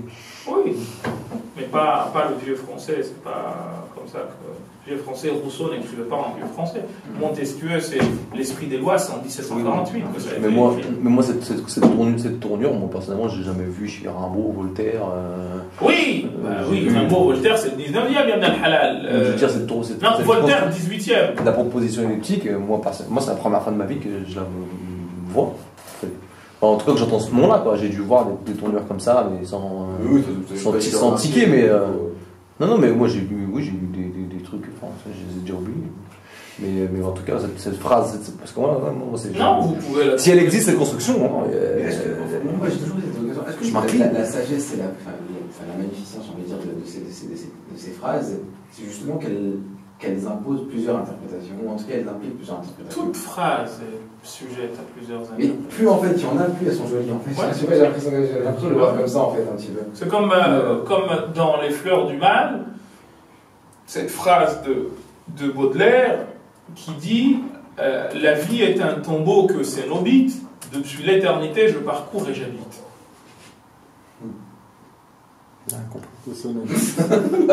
Cénobite, c'est quoi? Cénobite, c'est un ermite. La vie est un tombeau de Cénobite? Non. La vie est un tombeau que Cénobite, depuis l'éternité je parcours et j'habite. Que moi, Cénobite, depuis l'éternité. Exactement. La vie est un tombeau que moi, étant Cénobite, depuis l'éternité, je parcours et j'habite. De qui ça? Baudelaire. C'est musulman, Baudelaire. Et puis Rimbaud, vous pouvez en trouver des tonnes. C'est des phrases où quand Molière disait... c'est pas cette phrase-là. Ceux de qui la conduite offre le plus à rire sont toujours sur autrui les premiers à venir. C'est pas celle-là, ça c'est dans Tartuffe. Dans le Cid, quand il dit « Ô rage, ô désespoir, ô vieillesse ennemie, n'ai-je donc tant vécu que pour cette infamie, me suis-je blanchi dans tant de travaux guerriers que pour voir un jour flétrir tant de lauriers, mon bras que toute l'Espagne admire, mon bras qui a tant sauvé, qui a sauvé tant cet empire. » Donc là, vous avez des phrases, justement, qui vous permettent de faire des interprétations où quand la fameuse litote « va, je ne te hais point » de Chimène à Rodrigue, c'est clair que là, on te dit une phrase pour signifier plus fort que ce que tu dis. Va, je notais, point. Mais étant donné qu'il venait de souffler, de donner un soufflet à son père, elle ne pouvait pas lui dire va, je t'aime. Mais cette notion-là a disparu aujourd'hui, cette délicatesse, jouer avec les mots. Oui, c'est justement, ça s'appelait un soufflet. Non, le soufflet, c'était pas la gifle, non? Vous devriez écouter du rap un peu. Hein. Vous en retrouveriez, mine de rien, moi je vous le dis. Moi certains textes des rappeurs, je peux vous dire, ils ont une plume, hein, ils ont une vraie plume. Hein. Il y a même parmi les plumes. Attention, j'ai enseigné en première, je crois, un texte de Grand Corps Malade. Mes élèves, à la fin, m'ont dit, monsieur, est-ce que tout ce que vous dites, quand il a écrit, il était conscient de tout ce que vous avez dit? Je leur ai dit, je ne sais pas, mais il y a des métaphores filées très profondes. Quand il dit, par exemple, que... quand il disait qu'il écrivait par la bouche, ou quand il dit que une phrase dite, c'est comme un verre offert. Parce qu'on est dans le contexte du bar. C'est un joli jeu de mots, parce qu'au bar, on fait quoi? On sert des verres, mais c'est pas le verre. Là, on est dans... C'est un texte extrêmement beau. Le poète, avec l'image du poète qui reçoit une révélation, l'idée de la révélation du poète, etc., je m'en souviens pas. Mais le slam, c'est parce qu'en fait, ils savent qu'il n'y a même pas de mélodie derrière, enfin, il y a pas de, ça va être vraiment parlé, donc en fait, ils travaillent un peu plus le texte. Mais moi, ces textes, enfin, ce type de texte travaillé avec tous les figures de style que vous pouvez imaginer, moi j'en ai vu dans le rap, j'en ai vu des centaines, des milliers, quoi. Il y a des génies hein, dans le rap, il y a des vrais. Moi je dois vous en envoyer, d'ailleurs, je pense qu'il y a des trucs qui vous plairaient. C'est des vrais poètes. C'est des vrais poètes. Je parle pas de Maître Gims. Je connais pas. Non, mais c'est des. Voilà, je parle pas de qui. Je parle de. Mais rien que pour le pas citer, Booba, même Booba, malgré tout. Voilà, si. Regarde, tu verras. Je te certifie. Regarde un petit peu. Franchement, regarde, certifie, je te certifie. Regarde certains textes, tu verras. Mais non, mais je te certifie. C'est sans faire exprès alors, parce qu'il dit. Non, franchement. Si tu veux, là, je te trouverai des livres. Dans une revue littéraire, c'était, je crois, la nouvelle. Non, Booba, de toute façon, Booba, il a une plume. Mais t'as Akhenaton, il a une vraie plume, d'accord? Une vraie plume, Akhenaton. On disait que Youssoufa. C'était un des premiers. Ouais, c'est un des premiers. Youssoufa, apparemment, il a fait. Youssoufa, apparemment, il est celui qui a eu la meilleure note en français au bac. Youssoufa, c'est une grosse tête. Mais tu as aussi, il y a Abdelmalik, Abdelmalik c'est un rappeur à la base. Mais tu as aussi le mec de Mafia Tressé, je sais plus comment il s'appelle. Il est devenu avocat maintenant. Ouais, moi, j'ai jamais vu d'envoler lyrique. Sur quoi? Sur Booba? Ouais, mais parce que c'est parce que ce soit. Non, mais faut. Ah non, mais j'ai pas beaucoup écouté, je vais me dire avec. Moi, j'ai écouté. Encore, tu peux dire ça, mais pas Booba. Tu peux dire Booba, mais non, mais moi, je parle de Booba, pas de Booba de maintenant, hein. Moi, je parle de Booba Lunatique. Tu connais Lunatique? Ouais, avec Kali. Non, avec Kali, ouais. Ah ouais, moi, je sais pas. C'était pas clair, moi. Mais Mali, hein. C'est bien que ça suscite en vous des envies d'écriture. Pas mal. Bah, de toute façon, je pense qu'à un moment donné, il y a des choses qui se reproduisent déjà tous à l'école. Hein. À un moment donné, je pense qu'il y a des choses qui rentrent dans la tête à l'école, qui ressortent d'une autre manière, même si c'est pas les gens, même s'ils écoutent d'une oreille, mine de rien, il y a des choses qui rentrent. Et je pense que même des choses qu'on voit dans la vie, ils jouent avec les mots et tout. Ils font des fois, moi, il y a des chansons entières, il y a des métaphores complètes et tout. Enfin, il y a des choses qui sont stylées. Hein. Un jour, je sais pas, vous en verrez. Vous verrez que j'essaierai de mettre des trucs sur les gros mots, quoi, c'est tout. Voilà, c'est ça. Mais c'est dommage parce que pour une oreille prude, ça va gâcher le texte. Mais dans le fond, il y a vraiment des sens profonds, des métaphores, tout ça. Youssoufa, c'est quelqu'un, lui, en plus, Youssoufa, c'est quelqu'un qui vous cite des références de la littérature française. C'est vraiment quelqu'un qui a une culture. Abdelmalik. Abdelmalik, oui, ouais, c'est high-tech, hein, Abdelmalik. Il était l'un des meilleurs élèves de France, ou je sais pas quoi. Enfin, il a fait qu'un niveau. Non, Abdelmalik, c'était vraiment. Je sais pas s'il allait le faire ou il l'a fait, mais il a fait qu'un niveau. Ouais, non, il avait été pris avec Camille Pogan, il a pas fait. Il a repris un poème de Rimbaud, je crois. Lui aussi, j'ai étudié, j'ai enseigné un texte qu'il a fait. Mais c'était un rappeur à la base, lui. C'était un rappeur avec des gros mots, tout. Enfin, mais à la base, c'était vraiment. Et maintenant, il fait quoi? Bah, il est slammer. Il a écrit un livre aussi, je crois. Faudrait que je fasse. Ouais, il a fait un film aussi. Il a fait un film aussi. C'est marrant, ça. Il a fait un film qui a bénisse la France. Oui, mais que les cinémas n'ont pas voulu prendre. Si, que Si, ça va, il a.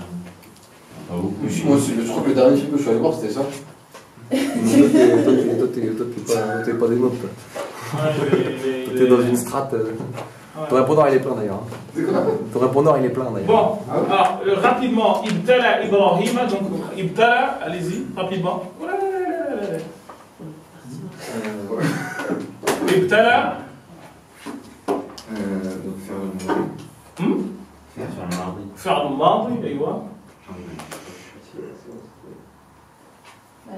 مبني على السكون ليه السكون ليش؟ مبني على السكون ليش؟ مبني على السكون مبني على ايش؟ الفتحة أيوة. Pourquoi c'est pas une prolongation? ابتلى allez-y.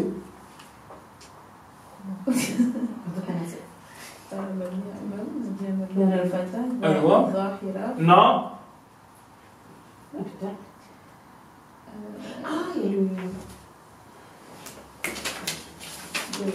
Alors je vais regarder 5 cours. Bah oui, oui. Donc bah المبني على الفتحة المقدرة أيوة. Que ce soit mnémotechnique les enfants cette histoire. منع من ظهورها أيوة.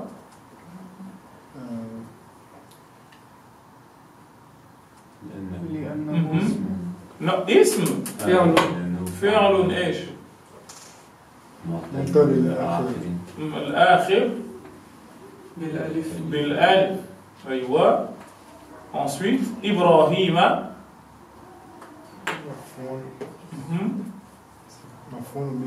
مفعول به أيوة.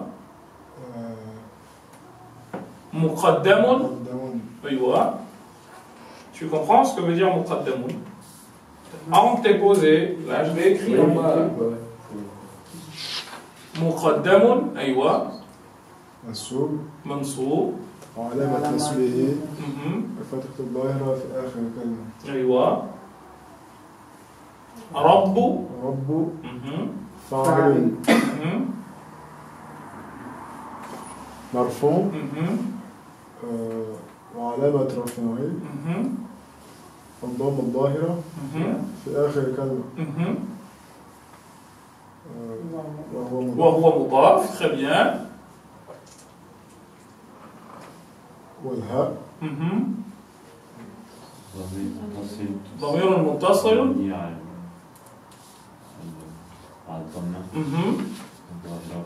لا في محل جر بالمضاف من محل جر بالمضاف إليه وانتهى. Vous êtes fatigué. Ok? Vous avez compris là, l'asma al-khamsa? Sûr? Sûr? Vraiment? Donc une chose très importante, sachez que en étant nus, quand ils ne sont pas dans une construction adnominale, il n'y a pas ça. Donc vous allez avoir akho, abun,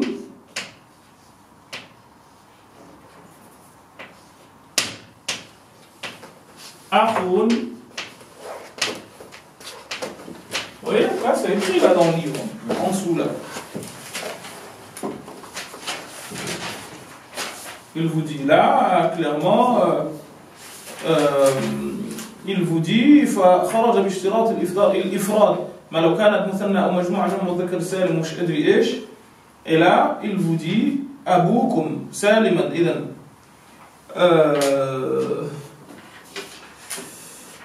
أما الشروط التي تشترط في جميعها فأربع شروط. الأول أن تكون مفردة. Donc, واعلم أن هذه الأسماء الخمسة sache que ces 5 noms لا تعرب هذا الإعراب إلا بشروط. On ne les analyse de cette façon que selon des conditions. وهذه الشروط منها ما يشترط في كلها. Vous en avez qui sont globales, qui les concernent toutes. ومنها ما يشترط في بعضها, et d'autres qui sont spéciale pour des cas précis. Pour certains, pas pour tous les 5. Pour les 5. Les conditions qui sont obligatoires pour qu'il y ait cette analyse-là dans les 5, première condition, il faut que ce soit au singulier. C'est-à-dire quoi? Le pluriel de ab, c'est quoi? Aba. Donc on ne peut pas dire de aba, c'est une asma al-khamsa. Le pluriel de le pluriel de akhun, ikhwan ou ikhwa, donc ok, etc. Donc première condition, il faut que ce soit au singulier. Deuxième condition, an takuna mukabbara. C'est-à-dire quoi? C'est-à-dire qu'il faut que nous ayons une forme normale, pas une forme diminuée. Pourquoi? Une forme diminuée, c'est quoi une forme diminuée? Le diminutif. Le diminutif, c'est quoi? C'est le diminutif de ab, c'est ubay. Ubay. Le diminutif de akh, khouway. Donc là, c'est pas, on ne rentre pas dedans, c'est pas concerné. Vous comprenez? Donc il faut que ce soit une forme normale. Là, il dit mukabbara bidu. Wa thalith, troisième condition, an takuna mudafa, qu'il y ait justement une relation adnominale, comme je vous ai dit tout à l'heure. Wa rabi', dernière condition, an takuna idafatuha li ghayri ya'il mutakallim, que l'élément auquel est rattaché le nom, un de ces 5 là, eh bien que ce soit pas le ya al-mutakallim, que ce soit pas moi. Parce que si je dis abi, akhi, etc., là on n'est pas dans asma al-khamsa. Ok, mais là on aura ishtighal mahal bil haraka al-munasiba. Vous comprenez? Donc je dirais ja'a akhi, akhi, fa'il marfu', alamat raf'ihi, ad-damma al-muqaddara, mana'a min dhuhuriha, ishtighal mahal bil haraka al-munasiba.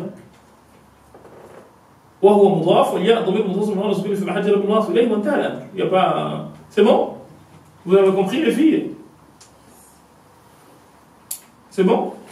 Bon. Ensuite, فخرج باشتراط الإفراد, en disant qu'il faut que ce soit comment dire, que ce soit au singulier. ما لو كانت مثنى أو مجموعة, si c'était un pluriel ou au singulier ou au duel. مذكر أو جمع تكسير فإنها لو كانت جمع تكسير أعربت بالحركات الظاهرة. Si c'était un pluriel normal, si c'était un pluriel dit taksir, le pluriel interne comme nous l'avons dit ou cassé, eh bien ça se serait, on aurait eu une analyse normale. Par exemple, al-aba'u yurabbuna abna'ahum. الآباء مبتدأ مرفوع وعلامة رفعه الضمة الظاهرة في آخر الكلمة. آباء c'est quoi? C'est le pluriel de أب. يربون فعل مضارع مرفوع علامة رفعه ثبوت النون وواو الجماعة فاعل. أبناء مفعول به منصوب علامة نصبه الفتحة الظاهرة في آخر الكلمة وهو مضاف والهاء ضمير متصل بمعنى الضم في محل جر مضاف إليه والميم علامة الجمع. وتقول إخوانك يدك التي تبطش بها. C'est un très joli proverbe. Tes frères sont la main par laquelle tu travailles. Tes frères sont la main par laquelle tu travailles. Donc إخوان مبتدأ مرفوع وعلامة رفعه الضمة الظاهرة في آخر الكلمة وهو مضاف والكاف ضمير متصل بمعنى الفتحة في محل جر مضاف إليه. C'est bon, monsieur là? Hein? Ou vous êtes perdus? Les garçons là. Vous me suivez? Je vais trop vite? Ah, t'es perdu toi. C'est parce que tu es fatigué, parce que c'est la même analyse qu'au-dessus. Yadou, de toute façon on reviendra là-dessus. Yadou, خبر مبتدأ المرفوع علامة رفعه الضمة الظاهرة في آخر الكلمة وهو مضاف والكاف ضمير متصل بالماء على الفتح في محل جر مضاف إليه. التي اسم موصول من على سكون في محل رفع مبتدأ. تبطش فاعل مرفوع علامة فعل مضارع مرفوع علامة رفعه الضمة الظاهرة في آخر الكلمة بحرف جر ها ضمير متصل بمعنى سكون في محل جر مضاف إليه وهو معلق بتبطش. وقال تعالى آباؤكم وأبناؤكم. Donc là nous voyons que quand nous avons un pluriel cassé, eh bien qu'est-ce qui se passe? Hop, c'est une analyse normale. إنما المؤمنون إخوة. Donc vous voyez, إخوة c'est le pluriel de akh et إخوة إنما كاف ومكفوف المؤمنون مبتدأ مرفوع بالضمة الظاهرة مبتدأ مرفوع علامة رفعه إيش؟ الواو نيابة عن الضمة لأنه جمع مذكر المذكر السالم. إخوة خبر مبتدأ مرفوع علامة رفعه الضمة الظاهرة في آخر الكلمة. Donc vous voyez إخوة on ne va pas dire من الأسماء الخمسة. Vous avez compris? Parce qu'on a dit que la condition il fallait que ce soit un nom au singulier. etc. فأصبحتم بنعمته إخوانا. ولو كانت مثنى أعربت إعراب المثنى بالألف رفعا وبالياء نصبا وجرا. Ça on l'a déjà vu. Si c'était au duel, on aurait eu alif quand c'est à l'accusatif en fonction sujet. Quand c'est en fonction COD ou en fonction complément du nom, c'est avec ya. وسيأتي بيانه قريبا تقول أبواك ربياك. Abawaka, c'est le pluriel de ab, c'est le duel de ab. Ab, abawa. Comme Rabbayani, abawai. Abawak, c'était deux parents. Abawaka, idhan abawaka. Abawa, mubtada'un marfu' wa alamat raf'ihi ad-dhamma. Wa alamat raf'ihi ايش؟ الالف pardon. نيابة عن الضمة لأنه مثنى parce que c'est un duel. وهو مضاف والكاف ضمير متصل بغير الفتحة في محل المضاف إليه. ربياك ربا ربيا الفعل الماضي et vous avez le ya là justement qui veut dire que c'est eux deux qui renvoient au sujet et ka مفعول به منصوب على تفصيل الفتحة الكاف ضمير متصل مبني على الفتحة في محل نصب المفعول وتقول tu dis تأدب في حضرة أبويك et on verra ça ورفع أبويه على العرش en parlant de Yusuf alayhi salam etc. on reviendra là-dessus. Ok. Mais Abaway, c'est à l'accusatif, avec le ya. Oui, oui, oui. C'est à l'accusatif, au duel accusatif, ya. Abawayka. Kama atammaha ala abawayka. C'est l'accusatif ou le génitif. C'est les deux. Mais on y viendra. Ok. Bon. On a triché un peu sur le temps, mais parce qu'on a